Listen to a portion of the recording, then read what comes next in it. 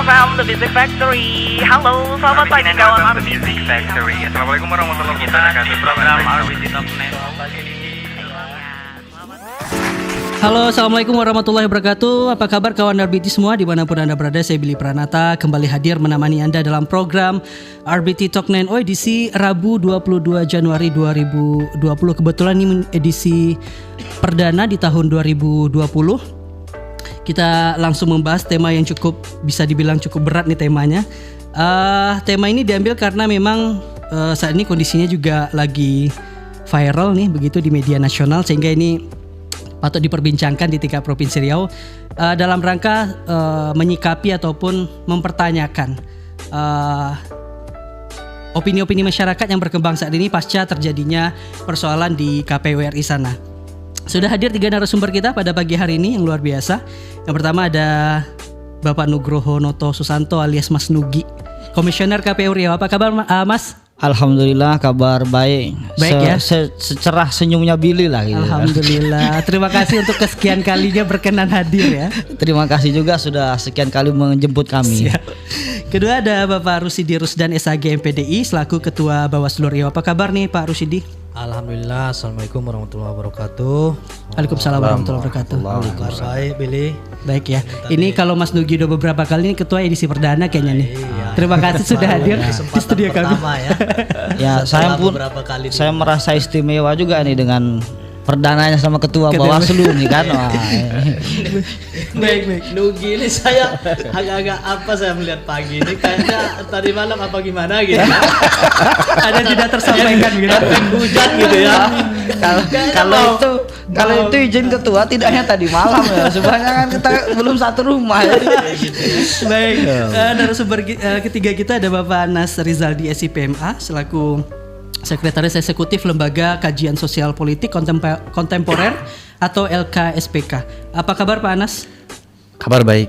Alhamdulillah. Assalamualaikum warahmatullahi wabarakatuh. Waalaikumsalam warahmatullahi wabarakatuh. Terima kasih sudah berkenan hadir untuk ikut berbincang membahas tema kita pada pagi hari ini. Nah, untuk kawan RBT yang lagi station dan juga mendengarkan talk show kita pada pagi hari ini, saya ulangi, tema kita pada pagi hari ini mengawal independensi dan integritas penyelenggara pemilu pada Pilkada Serentak 2020 Kabupaten Kota di Riau. Nah, kita langsung sedikit sebelum kita bertanya, ini ada beberapa hal yang mungkin perlu disampaikan untuk kawan-kawan RBT ketahui bahwasanya baru-baru ini seperti yang kita saksikan di media-media nasional bahwasanya ada kasus OTT oleh KPK yang mengamankan begitu salah satu komisioner KPU RI terkait dugaan suap begitu ya dalam proses penyelenggaraan pemilu yang lalu begitu.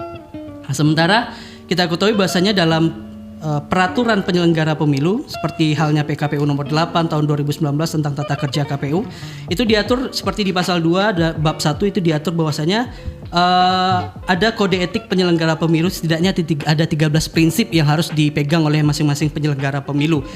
Di antaranya itu sikap profesional, prinsip profesional dan kepentingan umum. Nah, ini juga sebenarnya sudah diatur sehingga memang seharusnya sebagai penyelenggara memang sudah memahami itu sehingga tidak terjebak pada hal-hal yang tadi yang bersifat melanggar kode etik. Kemudian ada di bab 7 pasal 74 yang bahasanya kewajiban dari penyelenggara pemilu itu yaitu tidak menguntungkan atau memperkaya diri sendiri. Betul ya Mas Nugi ya? Iya. Kemudian juga ada setidaknya ada 10 poin, kemudian diantaranya itu tidak menyalahgunakan kewenangan yang dapat mempengaruhi keputusan penyelenggara pemilu. Nah, itu 2 poin dari 10 kewajiban yang harus dipegang oleh penyelenggara pemilu. Kemudian juga ada hal yang mengikat agar penyelenggara pemilu tidak terlibat ataupun menyalahgunakan wewenangnya. Di peraturan DKPP nomor 2 tahun 2017 juga diatur mengenai kode etik dan pedoman perilaku daripada penyelenggara negara, penyelenggara pemilu maksud kami. Itu setidaknya di situ ada ditulis sanksi ketika memang penyelenggara pemilu KPU dan Bawaslu melakukan pelanggaran kode etik, mulai dari teguran tertulis, kemudian ada pemberhentian sementara dan juga pemberhentian tetap. Nah, ini kan juga berarti artinya memang sudah ada aturan ataupun regulasi yang mengikat masing-masing penyelenggara negara ini untuk menjalankan tugas dan kewajibannya. Kenapa masih terjadi, Mas Nugi? Oke, saya duluan ya. Ya. Izin ketua, ini mestinya yang perdana dulu. Para pendengar radio RBT yang saya hormati dan banggakan. Pertama sekali tentu saya hendak menyampaikan pesan daripada pimpinan kami, Ketua KPU RI Pak Arief Budiman, permohonan maaf yang sedalam-dalamnya dan sebesar-besarnya kepada masyarakat seluruh Indonesia dan khususnya tentu di Provinsi Riau atas tragedi ya yang menimpa keluarga besar daripada lembaga KPU. Dan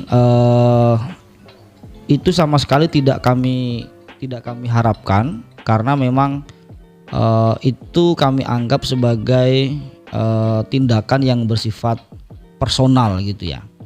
Mengapa kami bisa menyampaikan itu sebagai tindakan personal?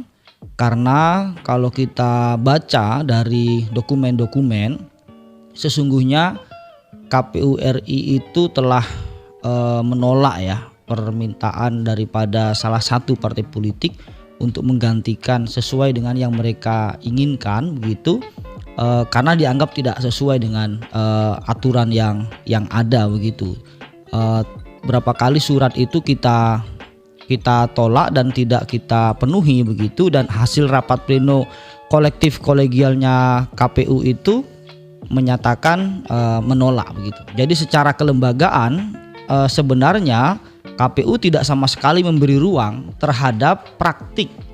Nah, nanti kalau dalam bahasa Bawaslu itu ada istilah misalnya malpraktik, misalnya ada istilah election fraud gitu ya. Dalam konteks itu tadi gitu. Nah, makanya kemudian setelah mendapat kabar itu, KPU langsung koordinasi dengan KPK bersama-sama komisioner yang lain, ketua, lalu mengkonfirmasi dan ternyata benar, maka langsung konferensi pers antara Pak Arief Budiman dengan anggota KPK begitu. Sehingga dari situ posisi jelas KPU hendak melakukan kerjasama sangat terbuka dengan KPK dalam upaya untuk menegakkan hukum yang seadil-adilnya. Dan pada perjalanannya kemudian si oknum mengundurkan diri, lalu ada sidang DKPP dan DKPP menyatakan memberhentikan secara tidak terhormat, lalu kemudian dilanjutkan dengan keputusan presiden juga memberhentikan secara tidak terhormat. Berikutnya Ketua Pak Arief Budiman menyampaikan kepada kita semuanya hendak mengumpulkan seluruh komisioner dan sekretaris KPU tingkat provinsi untuk dikumpulkan nanti awal Februari di Jakarta untuk melakukan konsolidasi dan sekaligus semacam memperkuat pengawasan internal. Dan ini juga merupakan salah satu putusan yang diperintahkan oleh DKPP dalam amar putusan yang sama dengan oknum tadi, bahwa KPU RI harus memperkuat aspek pengawasan internal. Dan benar apa yang disampaikan oleh Bung Billy tadi, bahwa penyelenggara pemilu khususnya KPU itu memedomani beberapa kode etik ya. Pertama tadi yang sudah disampaikan ada PKPU 8 tentang tata kerja KPU seluruh Indonesia, apakah RI, apakah provinsi, kabupaten, kota hingga ad hoc. Kemudian ada satu lagi yaitu peraturan DKPP nomor 2 tahun 2017 yang itu tidak hanya KPU tapi juga Bawaslu. KPU dan Bawaslu di bawah kendali daripada kode etik dari DKPP tadi itu, pedoman etiknya.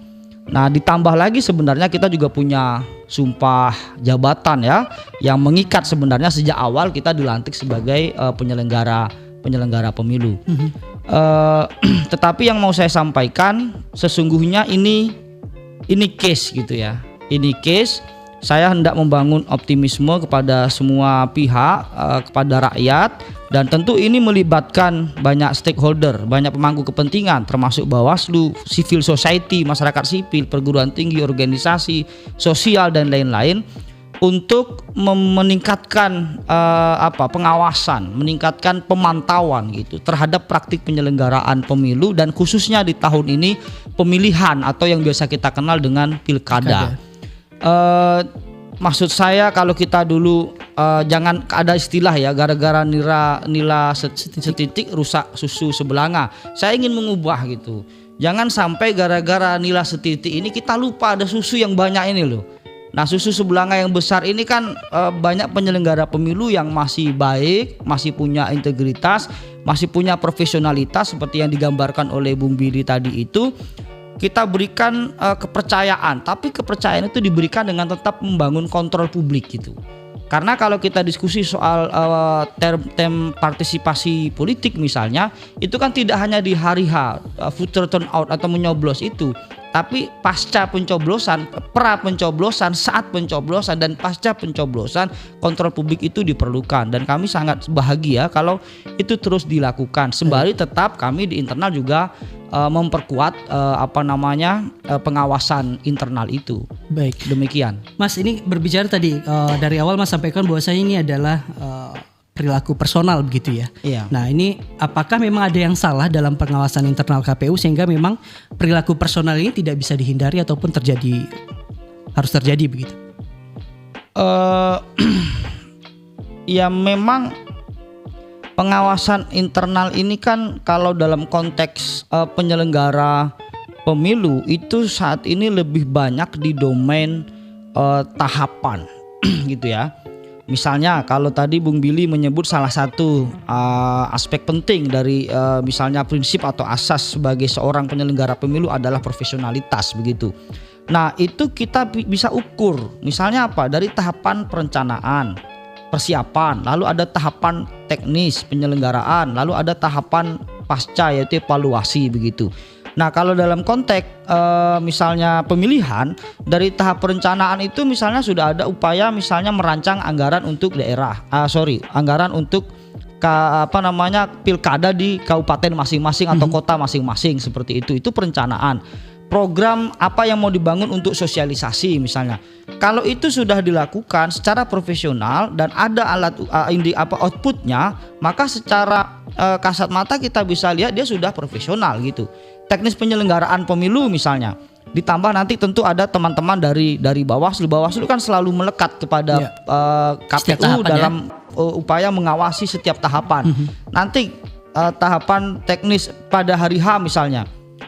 Pencoblosan. Nah, pencoblosan itu nanti diawasi juga dan kami tentu mengukur apakah di situ misalnya TPS-nya sudah bagus, apakah di situ alat-alatnya sudah tersedia, kemudian surat suaranya itu apakah sudah sesuai jumlah, kualitas, kemudian kalau ada yang disabilitas juga apakah sudah tersedia surat suara yang aksesibel dengan mereka misalnya ya, dan seterusnya. Tapi kalau di luar konteks itu, gitu kira-kira ya. Seperti tadi kasus yang diawali oleh Bung Billy sebagai sebuah studi kasus begitu, ada perbincangan yang itu di luar jam kerja dan di luar konteks pleno gitu. Tentulah di situ ada keterbatasan.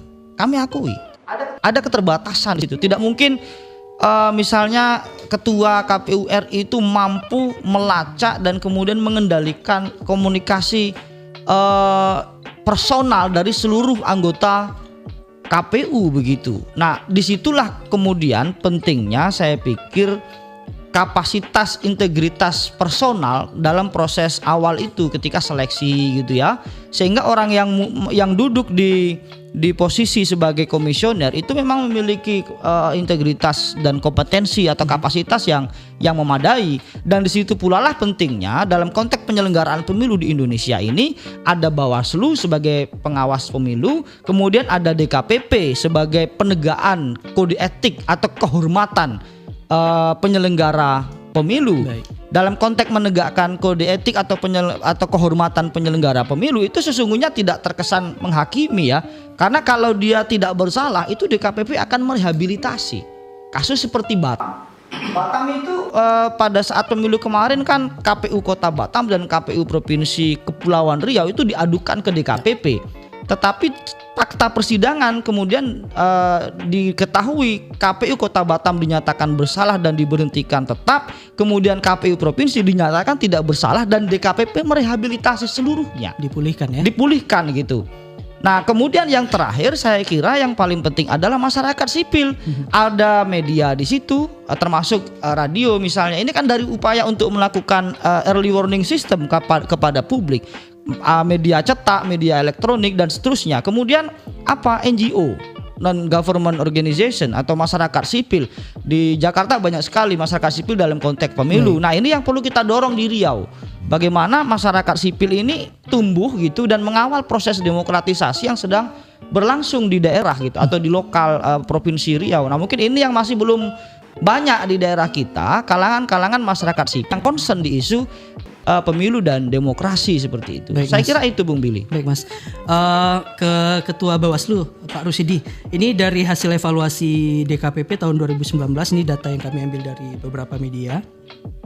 Ini dari 2012 sampai 2019 ini DKPP sudah menerima sebanyak sekitar 1.559 pengaduan terkait dugaan pelanggaran kode etik dan melibatkan sebanyak 5.864 penyelenggara pemilu.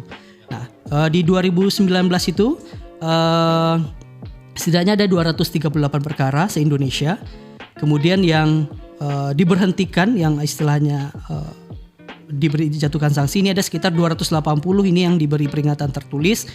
Kemudian ada 104 orang peringatan keras, 12 pemberhentian dari posisi ketua, kemudian ada 42 orang pemberhentian tetap. Nah ini kan angka yang bisa dibilang cukup besar nih Pak Rusidi. Di Provinsi Riau sendiri melihat seperti apa? Melihat mungkin perjalanan pemilu 2019 lalu, apakah memang pelanggaran kode etik ini juga bisa dibilang cukup besar atau seperti apa dari pantauan Bawaslu? Dan kemudian apa sebenarnya yang menjadi penyebab masih banyak penyelenggara pemilu yang bahasanya berani coba-coba begitu ya? Meskipun regulasi, kalau kita lihat regulasinya sudah cukup kuat, cukup ketat begitu, Pak Rusidi. Ya baik, terima kasih Billy. Ya pertama saya melihat dari tema kita pada pagi menjelang siang ini memang cukup menarik ya, bahwa penyelenggara pemilu beberapa waktu yang lalu kita memang menghadapi situasi keprihatinan ya memang cukup mendalam lah saya kira, bahwa sedikit terjadi turbulensi dalam tanda kutip terhadap kepercayaan masyarakat terhadap penyelenggara pemilu khususnya. Komentar saya terkait dengan ini, memang kita di Provinsi Riau tidak tidak berhubungan secara langsung keterkaitannya dengan kode etik ini, karena bicara tentang kode etik itu bicara personal.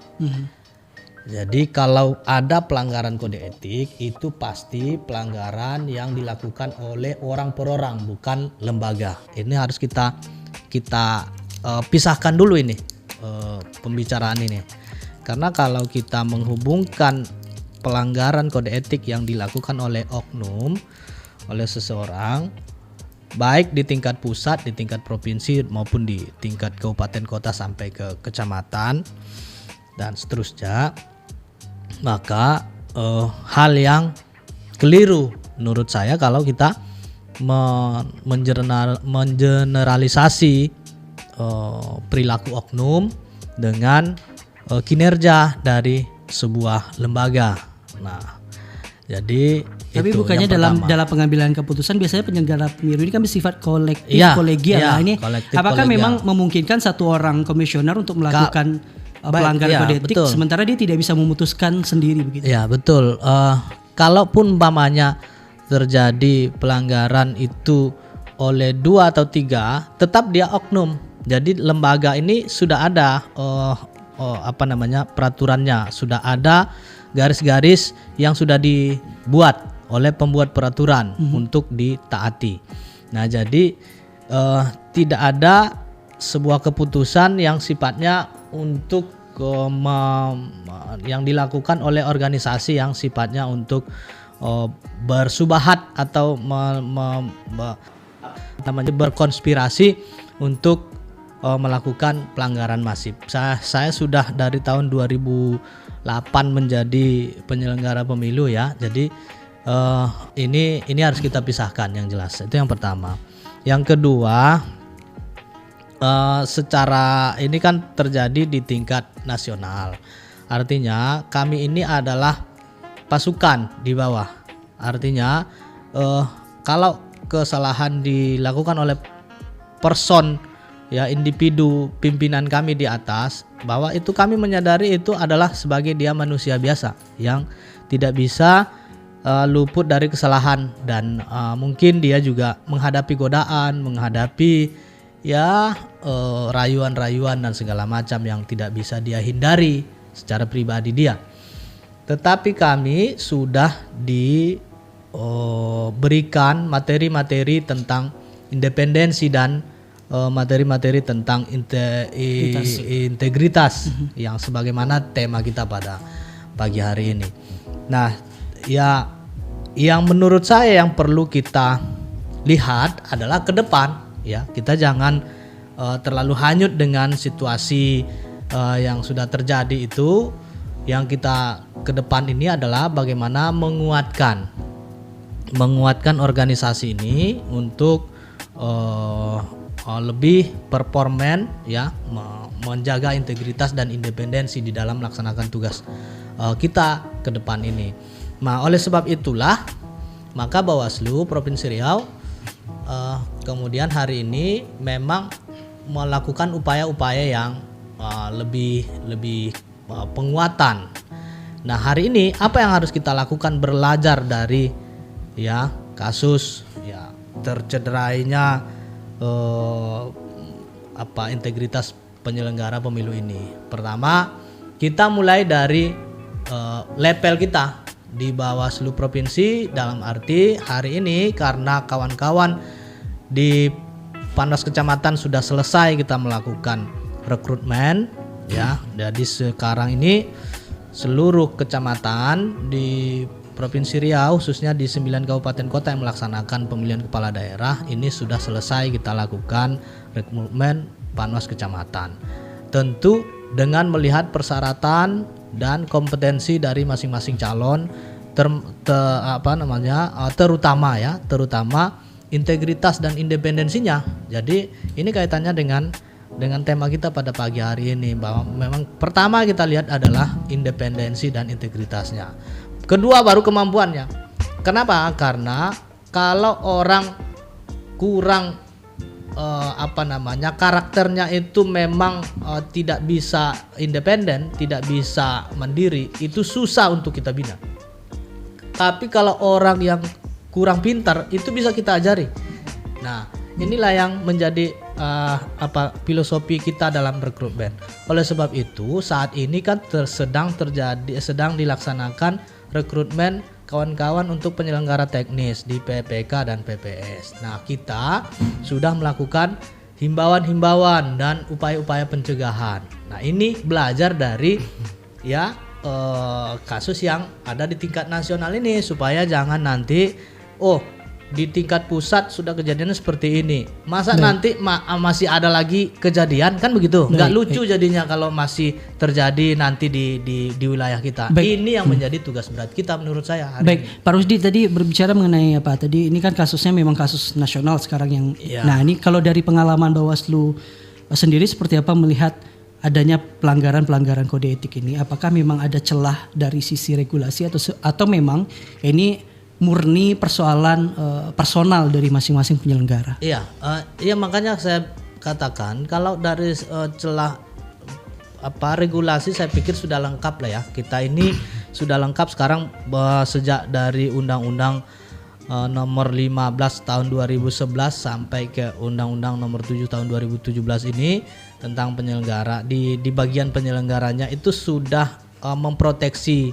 setiap dari upaya-upaya tindakan yang mengarah kepada ketidaknetralan, ketidakprofesionalan, ini sudah ada, dan bahkan sekarang ini sudah diperkuat sejak adanya Dewan Kehormatan Penyelenggara Pemilu atau DKPP. Ini sudah ada mulai dari tahun 2012, ada peraturan bersama antara KPU, Bawaslu dan DKPP ya, Kemudian juga di tahun 2013 diperkuat lagi. Terakhir di tahun 2017 peraturan DKPP nomor 3 tahun 2017 tentang kode etik penyelenggara pemilu. Seluruhnya sudah lengkap di situ tentang profesionalitas, integritas, kemandirian ya yang tergabung di dalam ajas penyelenggaraan, ajas penyelenggara ya dan penyelenggaraan pemilu. Jadi ini sudah lengkap. Tinggal lagi sekarang ini tentang karakter. Makanya saat menentukan siapa yang akan kita rekrut inilah yang harus kita tekankan. Artinya diperkuat di sistem, pada proses perekrutan supaya kita lebih baik merekrut orang yang sedikit bodoh daripada orang yang pintar tetapi tidak berintegritas. Maka mohon maaf kepada kawan-kawan yang kadang-kadang pada saat kita melakukan perekrutan itu kan biasa itu banyak yang merekom inilah, mengusulkan inilah, yang temannya ini segala macam. Nah kita mengutamakan itu dulu ya. Nah, baru kalau dia berintegritas menurut kita, kemudian baru kita lihat kemampuannya. Baik. Nah gitu. Baik, kita break dulu, Mas Nugi, Pak Rusdi dan Pak Anas. Kita break dulu, nanti giliran Pak Anas deh. Kita dengarkan tanggapannya terkait kasus ini, karena beliau memang concernnya, sepertinya lembaganya memang concern persoalan sosial politik kontemporer ini. Kita dan kawan-kawan BRI tetap bersama kami di RBT Talk 9 edisi Rabu 22 Januari 2020. Dinamika persaingan global di era industri 4.0 mendorong semua lini untuk meningkatkan berbagai hal.